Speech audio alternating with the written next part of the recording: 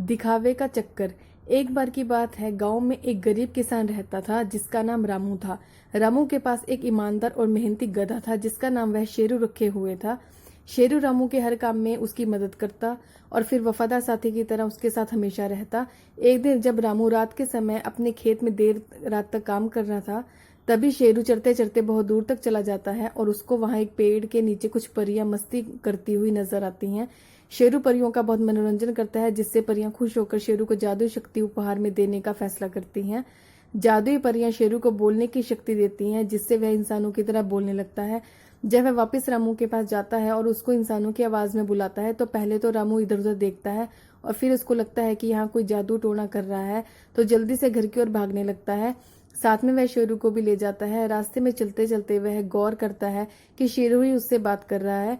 तब वह दंग रह जाता है और अपना आपा खो देता है। फिर रामू बहुत देर तक जब शांत होता है, तब शेरू बताता है कि उसे आवाज कैसे मिली।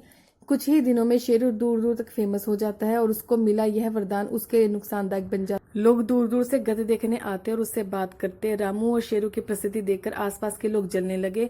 कुछ तो शेरू को रात में चुराने की कोशिश भी करने लगे। बहुत दिन तक रामू शेरू की देखभाल करने की कोशिश करता रहा, पर वह यह समझ गया था कि शेरू अब इतना फेमस हो गया है कि यह चाहकर भी उसकी देखभाल नहीं कर सकता। फिर वह उस पेड़ के पास दोबारा जाता है जहां उसको परी मिली थी। परियों से विनती करता है कि आप इसकी जादू वापस ले लीजिए। परियों को यह सुनकर निराशा होती है। फिर वह शेरू की शक्ति बदल देती हैं और कहती हैं कि मैं तुम्हें ऐसी शक्ति देती हूँ जिससे शेरू की आवाज केवल तुम ही समझ सकते हो। दूसरे को ऐसा लगेगा जैसे गधा ही बोल रहा है। शिक्षा।